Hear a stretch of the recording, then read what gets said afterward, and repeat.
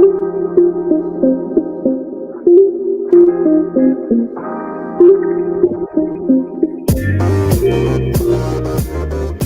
to the Wolverine Digest podcast, the best spot for objective and authentic coverage of Michigan athletics. If you want open dialogue, honest opinions, and in-depth coverage of the maize and blue, this is the podcast for you.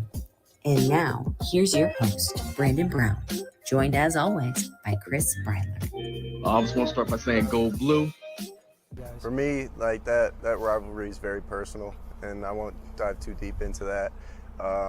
But are you sure you don't want to dive deep into that? Yeah, people could dive deep into that and go into the archives for that one. It will eventually. But that was just one of those games where you definitely want to win it a lot more than the other ones. Of course, you want to win every game the way you want to win every game, but that one was super, super nice to win. And for us, like the whole 10-year stretch of us not winning, that's all we know is beating Ohio State right now. So we're gonna keep that going.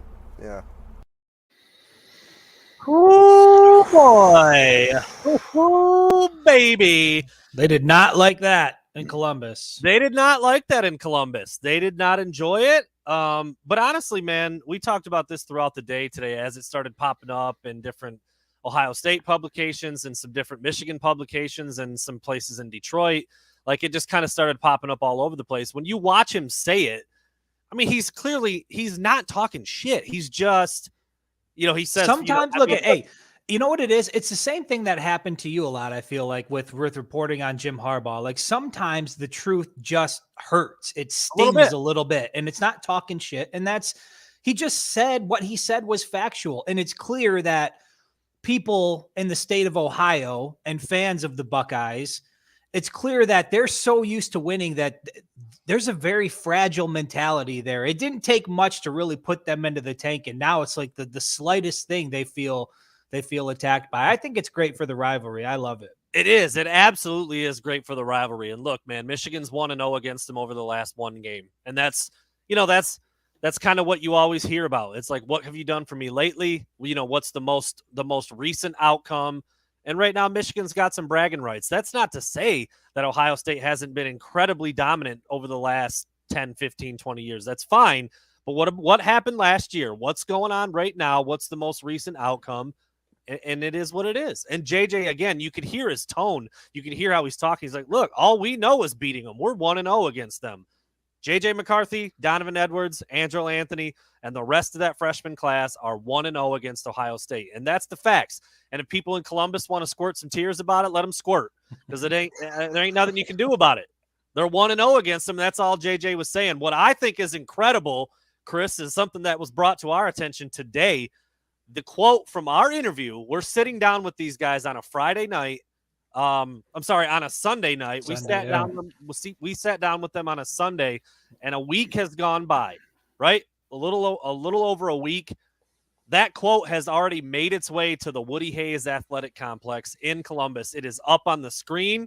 Ohio State linebacker Taraja Mitchell took a picture of it and posted it on his Instagram story. JJ took that same picture and said rent free with some sunglasses on, chilling, getting ready for spring football, and just loving the fact that they are 1-0 against Ohio State. And look, man, going to Columbus and beating them on their turf is a completely different animal. But this offense has a chance to be freaking special, man, and has the potential to score a lot of points. It's a long ways away, but damn it, it's fun to talk about it in February, so that's what we're doing. I don't know what we shot a few text messages back and forth. The first thought you had when you saw that quote from our interview up on the wall inside the Columbus, inside Ohio State's football facilities, what were you thinking? My first thought, I was like, oh shit. Yeah. Like I didn't want to be, because I think even before the interview started, like I wanted to make sure that we weren't, we wanted to ask good questions, but we weren't going out of our way to try to rock the boat, right? It's always a fine balance between, you want there to be some substance there, but you don't want to put anybody in an uncomfortable position. And so, yeah, when I saw that, I was surprised, but then at the end of the day, like I put it into perspective. And when you look at, kind of what things were like, and I don't want to bring it up, but like just how crappy the situation was with what happened with Juwan Howard or what's going on in the world in general. I put that quote in context and I'm like, this is what makes college football fun. Like, this is why I love college football. It's why I devote a good portion of my life to it. And man, my first thought was I was a little bit nervous about it, a little bit taken aback by it. But then the more I thought about it, the more I thought, man, this is good for college football. This is what it's all about. And I'm glad that JJ's proud of it. And look, we sat and talked with him for, nearly an hour. And you can just tell that that guy, Andrell Anthony, Donovan Edwards, those guys are confident about what they're doing and confident about what's happening within the program.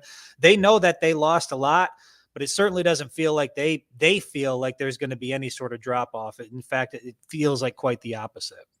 And look, man, we don't know. We're a long ways away from things kicking off, but you kind of went back to that quote, and I'm sure we'll do something with it throughout the week. And it's been brought up once, and it'll be brought up again. JJ said, he said, I'm a firm believer in you're either getting worse or you're getting better. And I can promise you this team is not getting worse. That's a great quote. That's a great, confident quote from a confident kid. And same thing with this Ohio State deal. I mean, you said it to me earlier. I think we called each other up. We were kind of figuring out what time we wanted to go on tonight, how long we were going to talk about, what we were going to talk about. And you said, and you hear this referenced all the time. What do you want him to say? Yeah, they'll probably beat us next year, but it was fun while it lasts. I mean, come on, man. Of course he's going to say what he said. We're going to keep it going. We're going to keep working hard to go 2-0 against Ohio State. That's what they're doing, man. There's nothing wrong with it. And it wasn't even a controversial statement. It was a statement of fact. And then, he said that we're going to keep doing that. Like, of course, that's what they're there to do. But it goes back to the fact that they're just real soft down there in Columbus. They're not used to being in this position. They're not used to being the underdogs. And you know what really bothers me now that, I'm going to go just a really little grinds my gears. A little mini rant here. It's like after Michigan got this win in 2021, there's this general sense within the fan base in Columbus that Michigan's just like, they're done now. They're going to go back to like losing for the next 2 decades. Like, where did that come from? Like, I don't know. For some odd reason, they all of a sudden think that Michigan just has lost interest in beating their ass. And I think that 2021 was a good, step in the right direction. But this idea that things are going to go back to normal and that it's going to be business as usual. We talked about this a little bit earlier. If Michigan goes down to Columbus this fall and beats Ryan Day and the Buckeyes in the Horseshoe for the first time since 2000 and puts together back-to-back wins against the Buckeyes going back to Ann Arbor the following year, you're going to have some chatter in Columbus about Ryan Day and what's going on with that program. They're not used to being in that position, and you can already see it after one loss and one innocent comment. Doesn't take much to throw them off. You know what, Adam? This is interesting because I've had this thought myself before. I don't know if I've ever said it anywhere. JJ McCarthy has a little bit of that Joe Burrow, that calmness, that just not too high, not too low. Just, yep, this is what I do. This is what I'm here for. This is very matter of fact. Yeah, I mean, he threw a couple smiles out there. He laughed a little bit here and there, but pretty much all of his answers were just kind of delivered because that's what you do. He just delivered exactly how he delivered, and there is a lot of confidence there with him. And I mean, we've talked about this, at length about he's technically not the starter yet. Like, it would be like, I don't know. It's crazy to me. It's crazy to us. I think I can speak for you that that is a debate, but it is, man. It's going to be a debate and we'll see what it looks like. But I wanted to throw this up real quick. We put it on our Instagram. That's it, man. That's the line. All we know is beating Ohio State right now, so we're going to keep that going. I don't think. Well, here's the thing, Ohio State. Cody. I would say, and I don't think anybody's comparing, at least yet, JJ in terms of talent to Joe Burrow. I mean, there's certainly some similarities there, but just in terms of like his mentality and the way he carries himself and the way he answers questions, I think that's really what the reference is to. Relax. I didn't say that he threw 60 touchdowns. I didn't say that he's more talented. I didn't say he's going to be the number 1 pick. I'm talking. Oh, sorry. Okay. I'm talking about speaks. Cody was referencing someone else. Oh, okay. Yeah. Well, we want to make sure because you never know if somebody takes that clip or that idea gets out there, somebody takes it and runs with it. Now all of a sudden it's like, well, Brandon Brown's already put. screw them. What the hell they want. Yeah, I don't care. But it wasn't just, JJ, obviously he's getting the most of the attention today because the quote with Ohio State is going to garner the most attention. But, with all three of those guys sitting there and talking with them, the level of maturity, the thought they put into the questions, and just, I don't know. And we said it before going into the interview, but I think now anybody who's had a chance to sit back and actually watch it, you walk away thinking like, man, Michigan is just, and I said this, I tweeted it out, that Michigan is very fortunate to have guys like this as part of their football program. And you walk away feeling confident that the program's in good hands. They still have a tremendous amount of leadership in that locker room that saw what happened in 2021. They understand the blueprint. JJ even referenced watching Aiden Hutchinson specifically and how every move there was intention behind everything he did. And I think these guys learned a lot in 2021, and I think they're going to be better off this coming year for it. To put Dwayne, there was an OSU recruit who was talking shit that hadn't even enrolled yet and now is not there anymore. I just watched the video. Yeah. He asked the question, what did you think about the Michigan game? He basically said, it's not going to happen again. It's like, you ain't even on campus yet. He's not there anymore. He's already gone. He went. Oh, he's already gone? Yeah. The kid's name escapes me, but that was one of the clowns in Columbus. It's a clown show down there. It's a clown show down there south of the border. That was one of the funnier developments, was that he said that, I think, enrolled as a freshman and now is already transferring out. So there you go. What about that $2 million quarterback that enrolled? Where's he at? The mullet guy. And he's going to be really freaking good. And he's going to be throwing seeds to Xavier Worthy all day. So that'll be fun for us to observe from afar. But anyway, yeah, it was really cool. We talked about it, and I misspoke earlier, actually. We did the interview on Sunday, but we didn't drop it till Friday. So it took less than 48 hours for that quote to come to the public and then make its way to the Woody Hayes Athletic Complex in Columbus. So it's funny that they're paying that close attention. And, we're sitting here on February 28th, and they're already digging up bulletin board material, and there's media people, and there's there's media people and there's fans just up in arms. Just can't believe it. Can't believe he would say something like that. So yeah, that is going to be really, really interesting to track over the next 7 months. Just that. Well, they played 9 months. I was going to say, something tells me this isn't the last time we've probably heard this quote and this video clip and this piece of audio from JJ. Yeah, and there's more to come. Maybe not Ohio State specific, but some other things. Just that they said, and I'm looking forward to that, man. I know a lot of you guys that are in here watching have probably seen the interview, but we're going to kind of continue to go through there and chop that up and bring out the highlights of it and present it in a different way throughout the rest of the week and 2 weeks. However, I mean, there's so much good stuff in there, Chris, that you were able to dig up and get out of those guys. I mean, we sat down with them for almost 40 minutes. Like it was a long, yeah, we should have trademarked it. I know there were multiple places today that took that quote and ran with it like it just came up and popped out of thin air. Like, guys, come on, give us a little love, doing some things over here. Well, and over here. To CJ's point, that was the crazy part about it, is there weren't really many outtakes. Like, I screwed up right at the very beginning, and then I think Donovan maybe had in it like a small part that we cut out, but for the most part, that entire hour, there was no outtakes. There were no screw ups. I mean, that was just the conversation in its natural form. And I think that was what was beautiful about it, is you don't usually, well, not usually, you never get time like that with players like that. You get them up in front of the media and you're fighting in a scrum and you ask questions, but to be able to sit down with the three of them for that long and ask those questions and just get their honest feedback, I think that was valuable, and I think that the fans appreciated it. I didn't even think about this until right now, Chris, till a YouTube user, Lewis Blake, brought this up. I don't know. Game day. I thought about that too, yeah. Dude, if that clip runs on Big Noon Kickoff. Hey, if JJ's starting and they're going into this thing undefeated and it's a 1 versus 2 scenario, they're going to be digging up all this shit from the offseason, from the preseason. So, Ben, what ended up stopping the workout from happening? So, basically, it was just they didn't want to push it. Spring ball was starting the very next day. JJ said they're working out. JJ said, I'm let my arm rest. The last thing we would have wanted was, somebody to tweak an ankle or something. So we went in thinking that whatever they don't want to do, they're not going to do. Whatever they feel cool with, we'll ask them. We'll do whatever they need to do. And, you rolled a couple footballs out there for the little photo portion, and it didn't take long for them to start throwing it around a little bit. But in terms of actually like going through some things, they just were like, not really feeling it. And that was it. That's all. Well, I mean, and if you think about it, you're on the eve of spring ball. The last thing you want to do is blow out your knee running through a route, for a photo shoot for some dinks like us. So I totally understand it. I totally respect it. But I will say, after the shoot, when everybody after the interview, when everybody was a little more loose, we picked up the footballs a little bit, and JJ was slinging them to me, and he, the first couple he was, he wasn't trying to put anything on it, but he put a little mustard on a few of those, and I think his arm is working just fine.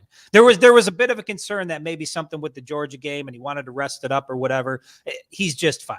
Yeah, no issue. It was just a respecting what they're willing to do and not wanting to push them to do anything they had even a second or third thought about. Chris and I wanted to be very respectful of what they wanted to do and didn't want to do, and just make it easy on them. And so when they express some some concern, we're like, all right, well, cool, don't worry about it. We'll do the interview and that's it, and we'll get some good photos, and that's what we did. So Zach, I did catch some JJ seeds. I did, and these guys, there was a bit of surprise. They were surprised that I too used to play sports. I don't think that they. Do you want to bring up their reaction to that? I thought Donovan was gonna fall over. He was like, that guy.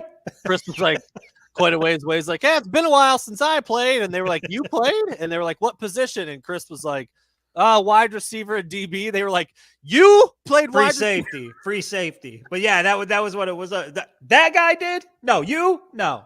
I'm like, look, I know we look like guards now, but like back in our day, bro, I don't even look like a guard. I look like, I don't know.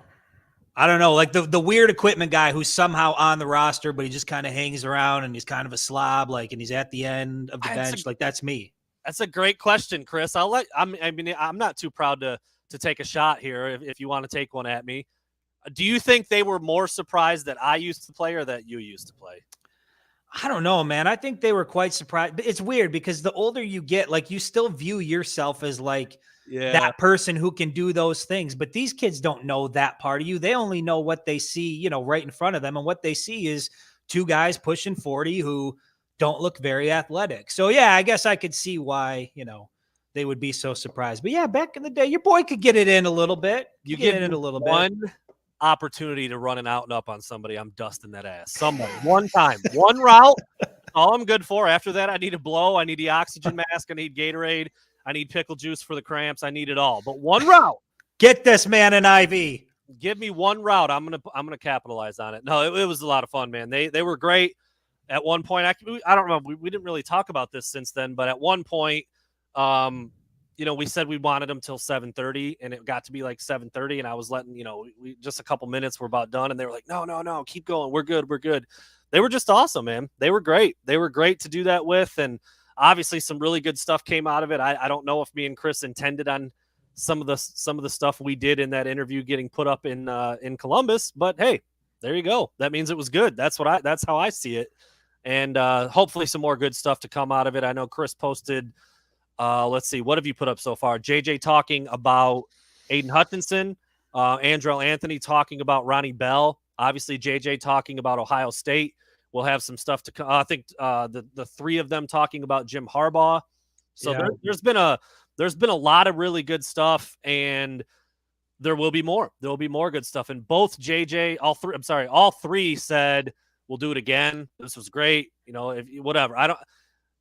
Chris spoke on this a little bit before, how difficult this was to put together. I don't know if it would be something on this level again, but the fact that we were able to sit down with these three, develop that rapport, get a little bit of a communication going, have some semblance of a relationship, I would expect to have them back on in the future when the season rolls back around, maybe when fall camp's going, whatever. It's not going to be an all the time thing because we do respect their time and understand how busy they are.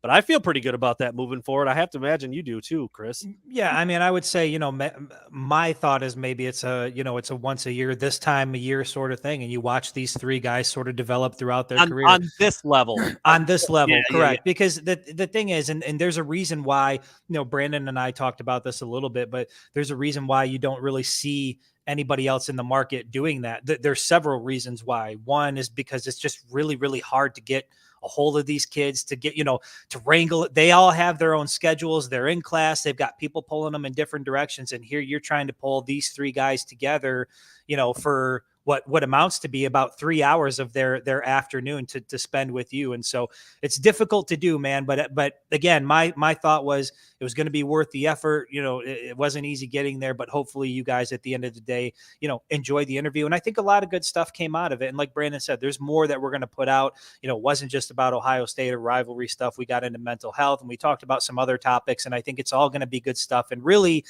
it just speaks to how mature these guys are. And I think anytime you can listen to them sort of share their thoughts on any topic, it's a pleasure. Cody, couple good questions here from you. Yeah, we've checked the data out. It's been good. It's been solid. It is kind of a slow time of the year. Basketball's not doing very well. Chris and I talked about this today.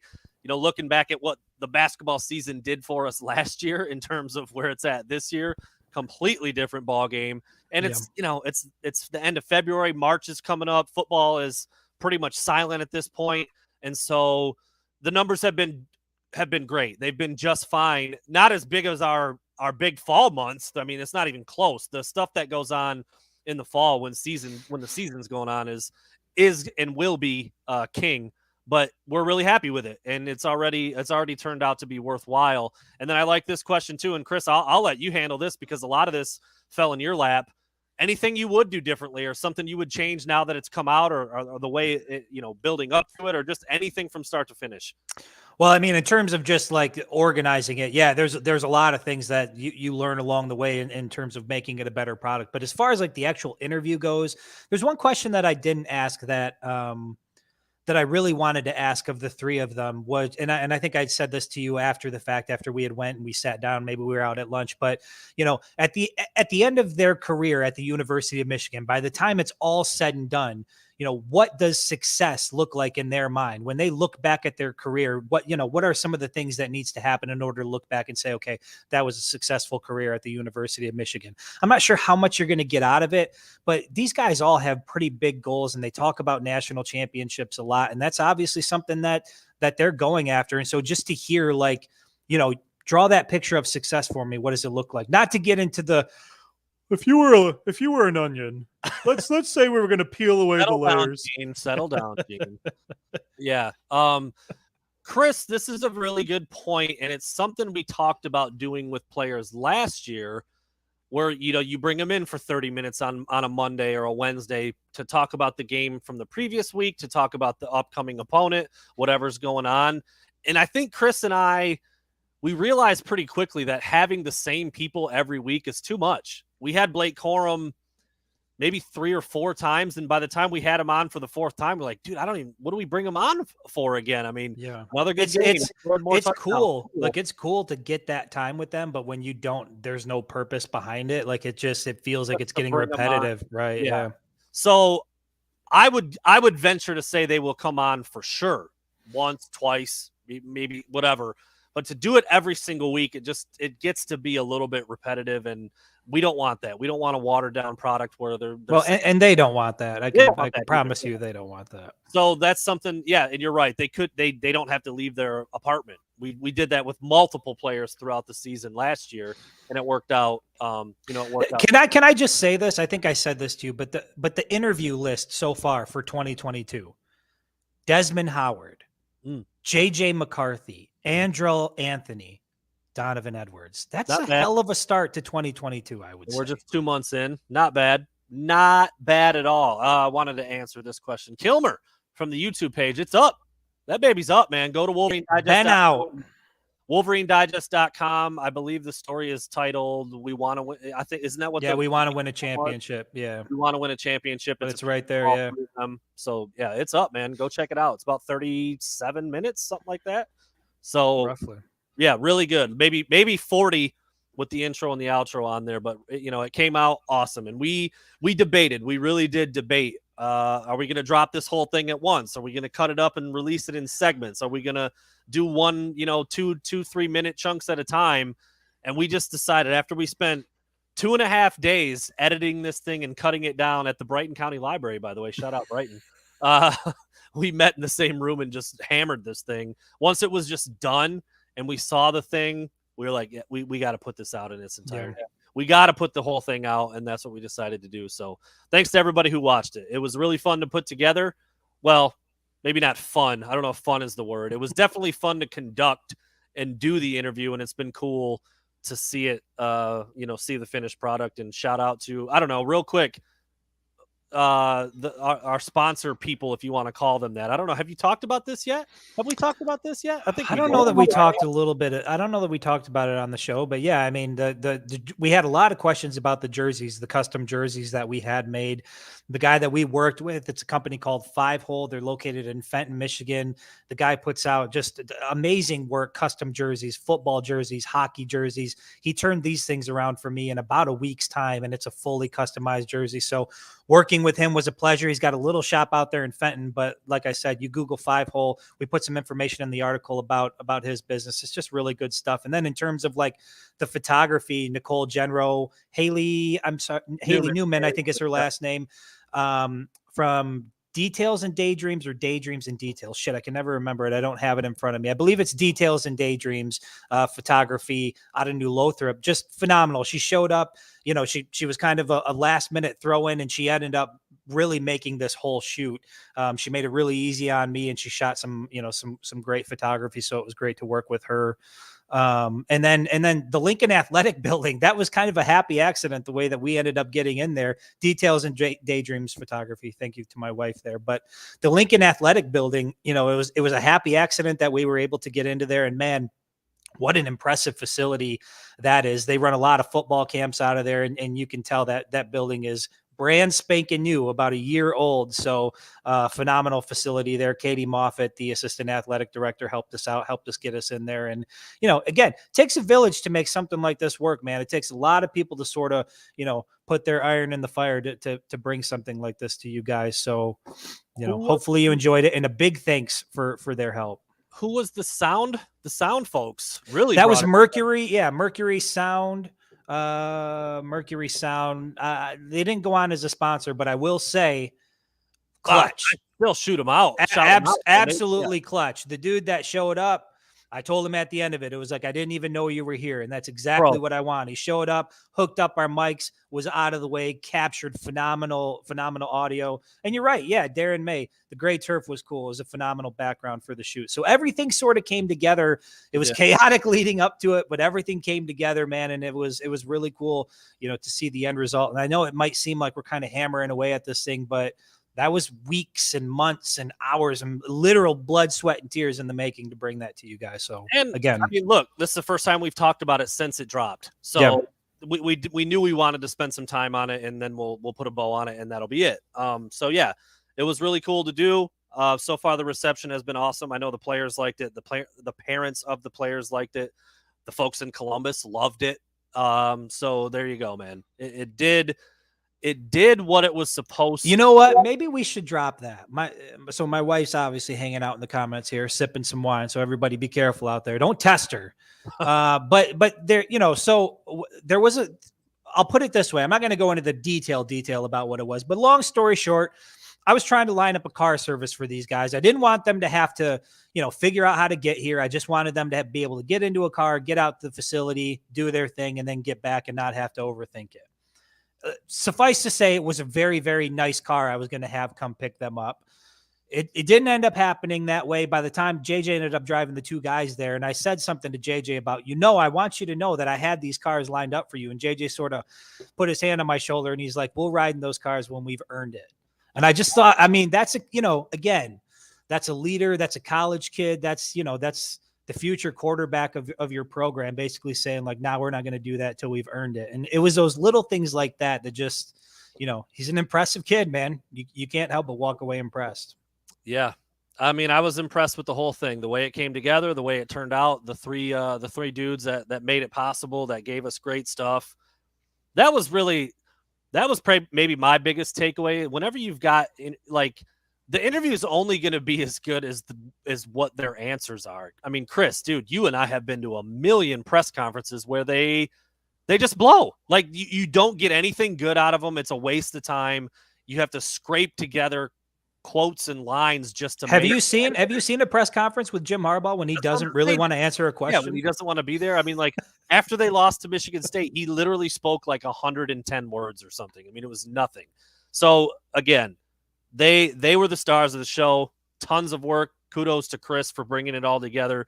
But those three dudes really made it what it was. And then, it was just putting it together and getting it out there. So again, if you haven't seen it, over at WolverineDigest.com, it's maybe like the 5th or 6th story down the list now because it's been out for a little while. But it was awesome. It was awesome. And so, like I said, I'm sure this is the last time we will reference it. I'm sure we will come back to it many, many times. And I'm thinking maybe in late November it might be relevant again. So we'll wait on that a little bit. All right, Chris, let's shift over to basketball a little bit. I guess people in the comments are probably going to be like, all right, see you later. Good talk. Glad to be here. Do we have to? Michigan just fell to Illinois. It was close. Well, it wasn't close. Then it was close. And then it ended up being an 8-point loss. Now Michigan's got 3 games left against Michigan State tomorrow, against Iowa, and then at Ohio State to close out the season. And so, man, dude, I don't know. I really felt like losing to Illinois that just kind of felt like the nail in the coffin. It's not, but it felt like it to me. So I'm going to ask you, Chris, is that too harsh? Is it too harsh that I felt like that loss kind of encapsulated the season and that was kind of it? No, because I think this is what you've come to expect from Michigan this year. Now, and we talked about it on the phone, prior to the show, that when Michigan is good, when they're on their game, they're a really tough team to beat and they're a really good team. But when they're bad, they are like very, very bad, like not like don't even belong on the same court type bad. And so I just, when you have a program and a team that's operating in those two extremes, show me again, they might not be out mathematically, but for all intents and purposes, they're out. I mean, they're not going to, even if they do squeak into the tournament, this is not a program that's going to make a deep run. They just aren't. So no, I don't think that you're blowing it out of proportion or overboard. It seems like a team that's done. Well, let me ask you this. Let's say they do squeak into the tournament, because it's still realistic. It's still possible. I see Hassler 24/7 saying you got to win 2 of 3. Yeah, maybe if they win 2 of the next 3, they do get in. Maybe if you win 2 games, 2 out of the next 3, and then a game or 2 in the Big Ten tournament, you do limp in. I don't know, what's that make them? A 9 seed, a 10 seed, somewhere in there. And they don't make it out of the first weekend of the tournament. What do you look at this season as after the run they had last year? Big Ten champs, Juwan, really figuring a lot of stuff out, making a deep run without Isaiah Livers. And now this year, it looks like it looks. What does that mean to you in Juwan Howard's 3rd season? Again, with that not so good look at the end of the year for him too. Like, what would you call this 3rd season? Well, I would say without that bad look, it's just a bad season. If he can rebound next year, then I think it's one bad season. It's one blip on the radar and you continue on. But then when you add in, the incident that happened in Madison on top of it, I think it's just going to be critical that this program responds next year and looks good. If it looks like the same types of things where, emotions are out of control and they look out of sync and there's no real true, floor general or any sense of like, here's going to be the guy we're going to go to when we need buckets. I just think if they still look like that next year, then it's really going to speak to a problem. But I'm not ready to panic on Juwan Howard quite yet. I know a lot of people are starting to raise their eyebrows about, well, how much of that is really John Beilein and how good is Juwan Howard? I'm not quite there yet. Yeah, I think that's. I do hear it. CJ, I'm going to dip out. I'll be right back in. Oh, an echo. Okay, yeah, that's too much. I mean, when Juwan Howard was hired, I was pretty outspoken about having some question marks. He'd never been a head coach before, wondering what that's going to look like. If you believe Phil Martelli, Juwan Howard's an offensive genius, and he calls plays that, would rival any coach that Phil Martelli's ever been around. That's great. some things have been a little off this year. I mean, the team dynamic, the team chemistry, the makeup of the rotations hasn't been very good. I mean, there's been too many defensive lapses and too many games where they shot the ball poorly. And to me, those are kind of things that don't really fix themselves throughout the course of the year. So I wonder what it's going to continue to look like. But yeah, I mean, I would say, like, you know, if you're starting to think that, you know, like Juwan's getting near the hot seat, that's too much. I mean, he's coming off a Big Ten title, deep run in the tournament, but I guess if you factor in the totality of everything, it might be safe to say after a season like this, given what happened in Madison, is you know, what is it safe to say he will enter next season on the hot seat, not just in terms of like what wins and losses look like, but the way he conducts himself, right? Like he cannot. You know, that's going to be part of the package. I think that's just what people are going to look at. I don't think there's any question. He's on a zero strikes policy at this point when it comes to his conduct and his behavior and acting like that on the sidelines. You can't clock a coach in the head and then like do something close to that again. You can't.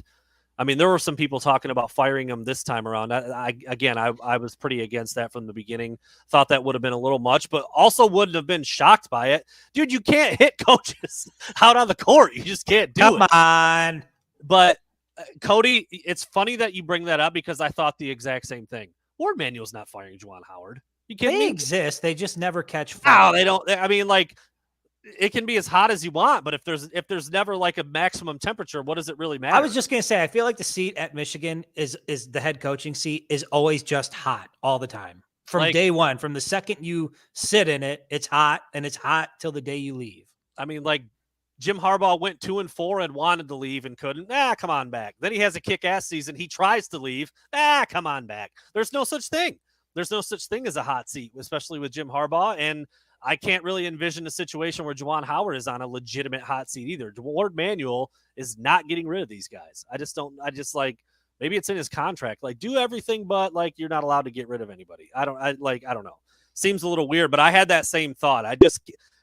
Chris, can you honestly picture a situation where Ward Manuel fires Juwan Howard? No. Are you kidding me? No. Never. He's never going to do it. No, and I can't picture a situation where he fires Jim Harbaugh either. I mean, that's where I'm at with this, and I think, you know, there's definitely some validity to what Cody said there. Yeah, so that's an interesting take. But it's, you know, we'll see what Juwan looks like when he comes back for the Big Ten tournament. I mean, maybe he's, you know, as fired up and ready to go as he's ever been, and they win a couple games. Dude, who knows? They win the whole thing. Like, they beat the piss out of Purdue. That's probably the best team in the Big Ten. So who's to say they couldn't get a little hot and win the Big Ten tournament? It's not likely, but like, they've got the talent to do it. They just have to have a string of 3 games where they haven't played like that this year. That's all. I mean, that's what it would take. You take Michigan's 3 best performances of the season and do that 3 times in a row, and you've got something. But they haven't been able to do that all year. It's been up and down and up and down. And like, that's how a team can beat Purdue by 24 and then lose to UCF by 15. It just shouldn't happen. But that's been the season this year in a nutshell. And we'll see what it looks like against Michigan State tomorrow. Michigan got drilled by them in East Lansing. They get them at home tomorrow. And Michigan State's coming off a big win over Purdue as well. So it's going to be really interesting to see what happens down the stretch over these next 3 games into the Big Ten tournament with Juwan Howard back on the sidelines, and what it all looks like for the overall record and things like that. I had it pulled up, and then I was looking at these. So Michigan is currently sitting at 15 and 12. They could finish with 18 wins if they win out.